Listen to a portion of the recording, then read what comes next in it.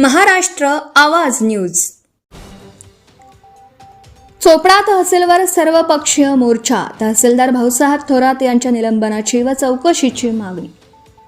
तापी नदीपात्रातील कथित अवैध वाळू व इतर गौण खनिज उत्खनन, वाहतूक तसेच निमगव्हाण येथील कथित अवैध वाळूसाठा प्रकरणात वेळोवेळी तक्रारी करूनही प्रशासनाने योग्य दखल घेतली नसल्याचा आरोप करत तहसीलदार भाऊसाहेब थोरात यांच्या तत्काळ निलंबनासही बडतर्फीची कारवाई करण्यात यावी, तसेच त्यांच्या संपत्तीची ईडी, आयकर विभाग आणि आर्थिक गुन्हे शाखेमार्फत चौकशी करण्यात यावी या प्रमुख मागण्यांसाठी सर्वपक्षीय पदाधिकारी, भारतीय पत्रकार महासंघाचे प्रतिनिधी आणि नागरिकांनी सोमवारी सकाळी 11 वाजता चोपडा तहसील कार्यालयावर मोर्चा काढला.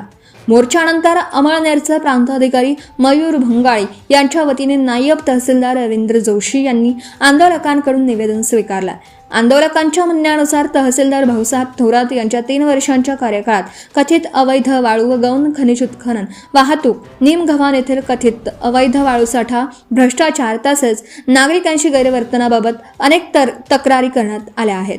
या प्रकरणांची सखोल चौकशी करून संबंधितांवर कठोर कारवाई करावी या मागणीसाठी पत्रकारांनी 3 जून रोजी जिल्हाधिकारी यांना निवेदन दिलं होतं.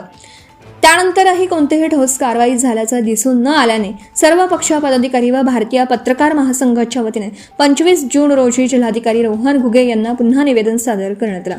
त्यामध्ये 29 जून रोजी तहसील कार्यालयावर मोर्चा काढण्याचा इशारा देण्यात आला होता.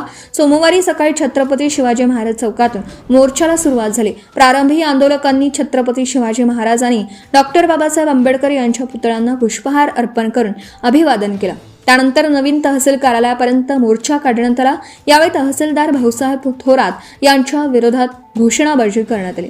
या मोर्चात पत्रकार विलास पाटील, नंदू मराठे, रमेश पाटील, चंद्रहास गुजराती यांच्यासह शशिकांत देवरे, सुधाकर पाटील, गोपाळराव सोनवणे, भरत बाविस्कर, सुनील महाजन, अमृतराव वाघ, प्रल्हाद पाटील आणि विविध राजकीय पक्षांचे पदाधिकारी, सामाजिक कार्यकर्ते तसेच मोठ्या संख्येने नागरिक उपस्थित होते.